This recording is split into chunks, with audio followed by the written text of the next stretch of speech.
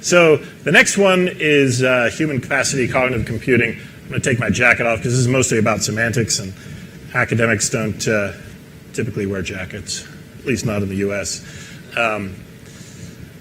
So once again, that's me, and we are where we are. So some stuff about cognitive computing here. It's a huge market. People are going to be more and more using, cognitive computing services, but how exactly is it going to work? We just talked a little bit about that. And what is cognitive computing anyway? We talked a little bit about that.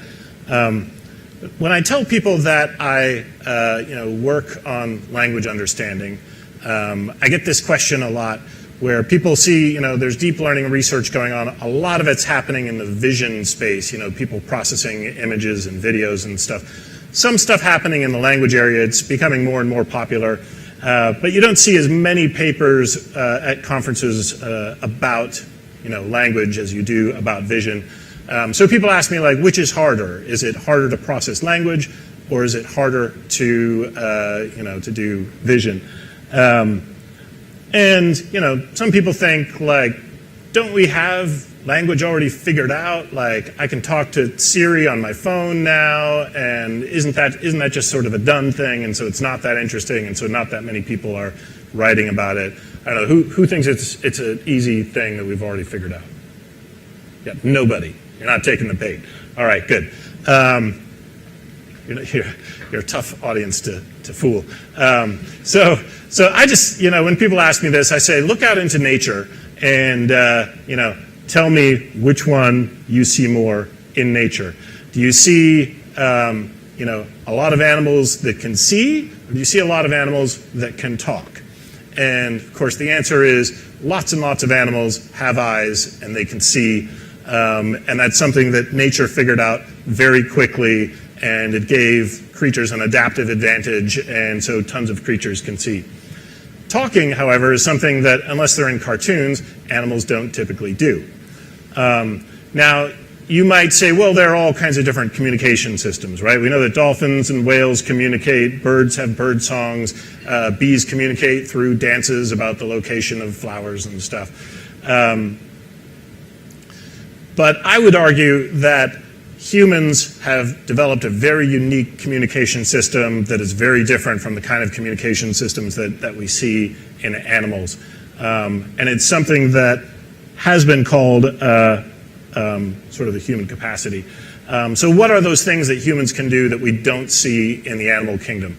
Well, one is that we communicate in multiple modalities, okay? And so what I mean by that is we can talk, as I'm doing right now, with sound.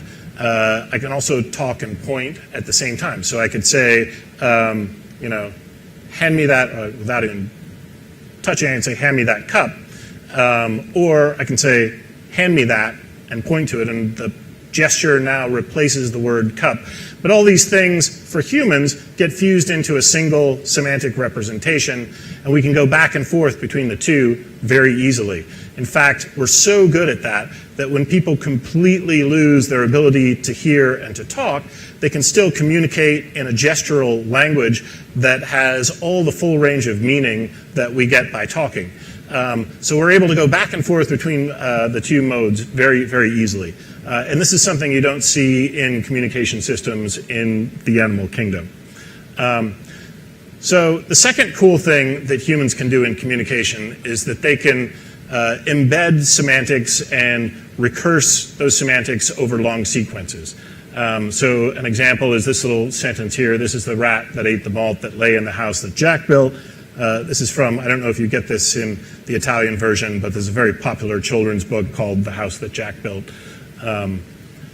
And as you turn the pages, you just get more and more of the same sort of phrase getting embedded, and so then you get, this is the farmer, blah, blah, blah, that lay in the house that Jack built.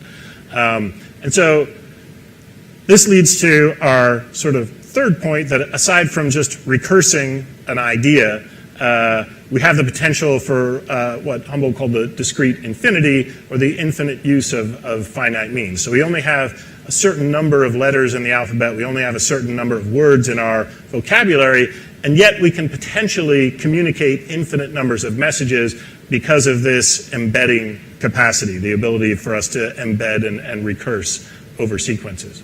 So these three things, multimodal communication, recursion, and discrete infinity, define what has been called the human capacity. And I didn't invent that. It actually came from an anthropologist back in the 80s. But we've co-opted it for our cognitive computing sort of idea, because these three ideas are fundamental to our notion of what you really have to think about in order to design an architecture that is going to think in the same way that humans think. So, humans only started talking about, the estimate is maybe 30,000 years ago. And people wonder, people are still wondering, why did we start talking? Why did language develop? It obviously gave us some kind of evolutionary advantage. So there are sort of three possible sources that we might have gotten this ability from. One is there might have been some kind of change in the interface. Maybe we developed something in our hearing or in our auditory processing that allowed us to process language in a way that other animals can't do it. Or maybe it was something in the vocal cords or something. So that's one possibility. Another possibility is maybe we got some different learning algorithm that allowed us to do these things in a way that animals can't do. And the third possibility is maybe all those things are just the same, but we have a different architecture. The brain is just suddenly got wired in a way that allowed us to learn language in the way that we do. Now, the interface, they've analyzed this, and it seems like other animals, some other animals at least, have most of the same equipment that we have and could probably, communicate more or less similar to how we do. The learning algorithm, we know that neurons are the same across all the different species, and so learning algorithm doesn't really seem like a good place to look. Architecture, on the other hand, is something that all animals have very different architectures in their brain, and the architecture of the human brain is particularly interesting. And this is an area where deep learning is very interesting, because with deep learning you can sort of play around with different architectures and see what you can do to try to make a neural network work in the same way that the human brain seems to work, and try to get at this sort of these human capacity abilities. So one good example of that came from Jeff Hinton, who's like one of these guru founders of deep learning, was doing neural networks since the 70s. He published an interesting paper in 81 and another one in 86, where he was able to establish these neural networks that would learn things like John hit Mary. So you've got an agent, and then a relation, and then a patient. And they basically learned through a neural network representations for all of these by creating these sort of assemblings where you'd have a role, a relation, and another role, and then you would have a neural network that would learn all these things. And then it was able to, sort of produce an output that, seemed to be something like what humans would do. But it was able to learn this sort of agent-relation-patient thing. It was a really cool experiment at the time. I always thought, it's kind of a hack, because you actually have to create an assembly for an agent and an assembly for the relation and then an assembly for the patient. So you're kind of forcing your neural network to have an architecture that you probably don't actually have in the brain. At least that was what I thought until, 2 years ago, 2015, when some folks at Harvard actually published a study where they did fMRIs, a very clever patient study that I won't go into right now the way they did it, but they basically, through fMRIs, discovered the locations of the brain where this agent, patient, and relation things are actually happening. So the answer is your brain does actually have architectures that figure these things out. And that's Franklin and Green 2015, if you want to look it up. It's a very cool thing. So just to recap Language is, in fact, very hard, even though we all do it every day and it seems very easy, but it's not an easy thing to figure out how to teach a machine to do. And what we're calling the human capacity probably arises from some special architecture. And whatever learning algorithm you're using, we can probably just play with different architectures to eventually figure this stuff out. So I want to talk a little bit about semantics. And semantics is just figuring out what stuff means and how do we know what things mean. So an example that semanticists like to use, for some reason they are always talking about the term bachelor, maybe because semanticists are mostly bachelors. But they always use this sort of, so words can have different senses, and so one word that's popular among the semanticists is this idea that you've got a bachelor, like this guy with the rose here, and another sense for the word bachelor is a male seal that is not yet mated, somewhat similar, but you've got in one case a man, in another case a seal. And so, in the sort of 60s and 70s, you had this dictionary approach where you might define one sense as, a physical human male, never married, blah, blah, blah. And in another sense, you might have a physical object that's an animal, it's a seal, doesn't have a mate, blah, blah, blah. And so you define each sense of the word through these semantic primitives. So this is from a book from about 1975. And you could take those senses and then define them in a tree of features like this, where one sense of bachelor kind of follows this side, the other sense follows this other side. This is from Katzenfoder, 1963.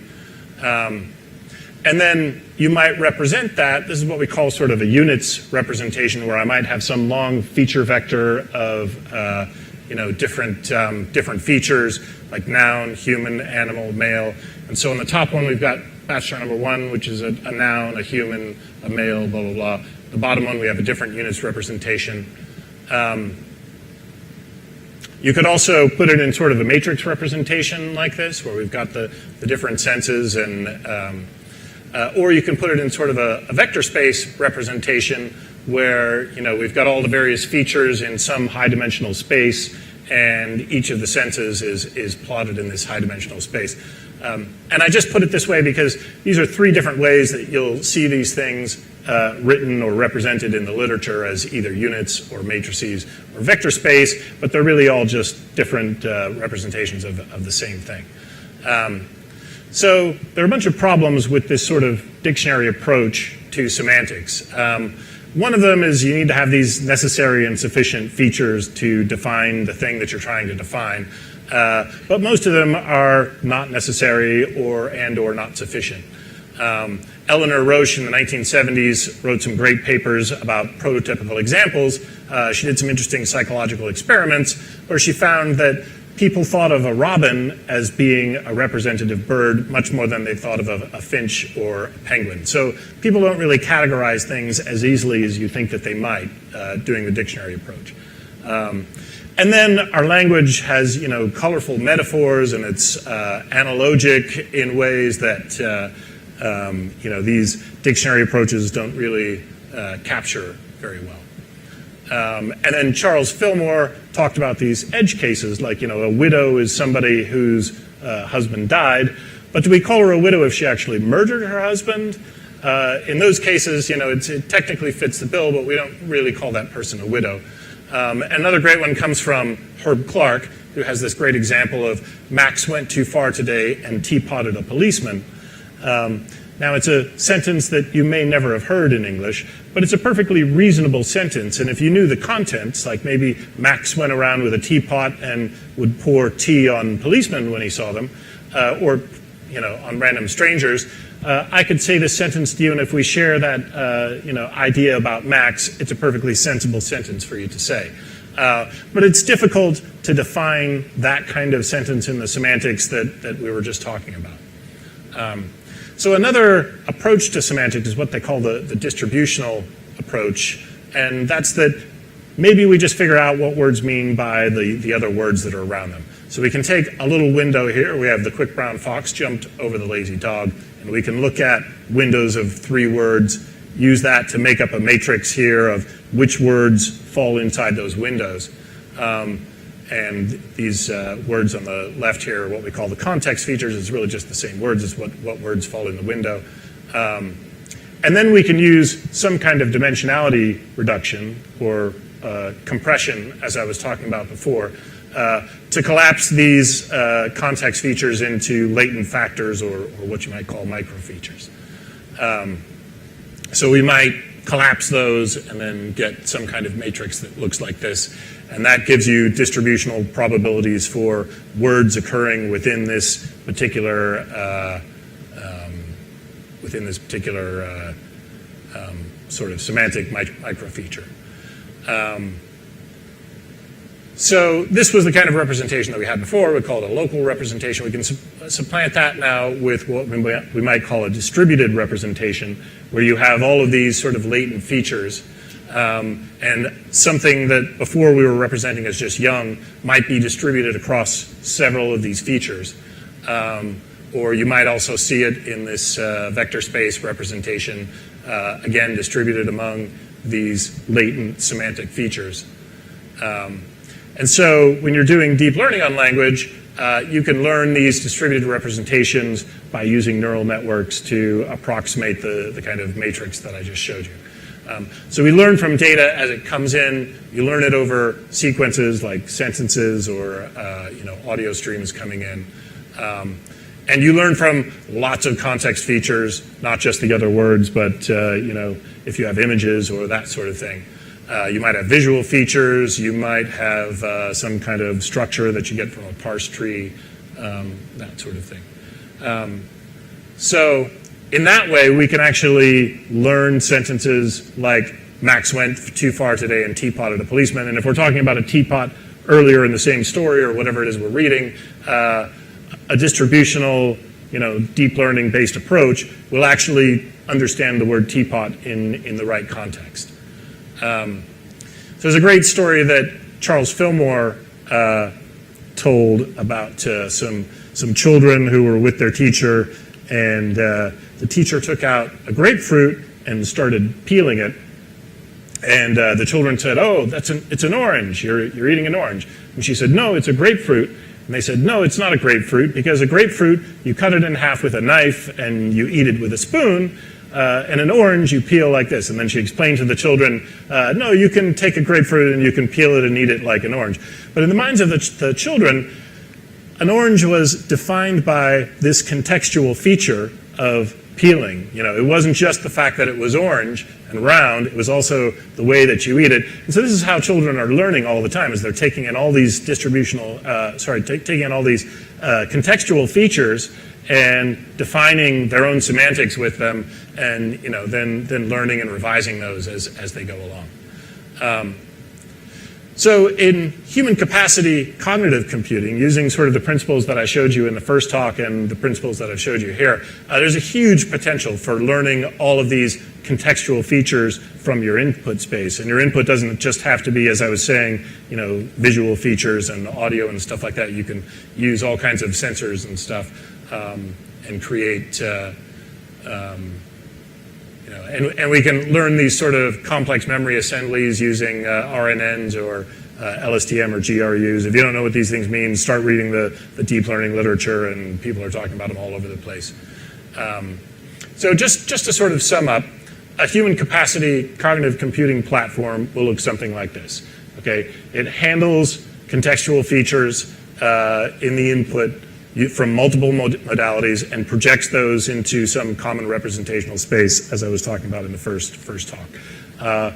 It will support various types of architectures with sort of specialized assemblies, like I was showing you from the Jeff Hinton example, that permit this kind of recursion and embedding, and also this kind of multimodality, and also support sort of the principle of discrete infinity.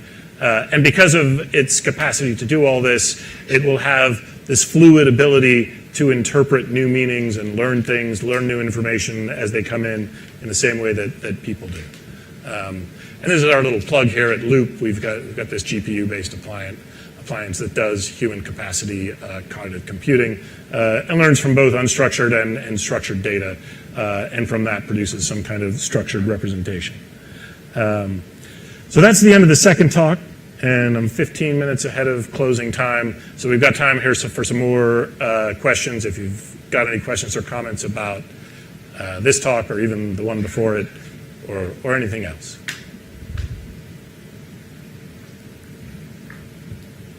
And this, of course, is Commander Data, who I think, was not programmed very well. If he has to ask a question like this, he didn't actually ask this on Star Trek, but it's the kind of thing that he would ask. And it makes me think that Commander Data was programmed just using the old way of doing semantics and not the sort of human capacity cognitive computing way. If he were, he'd never have to ask this.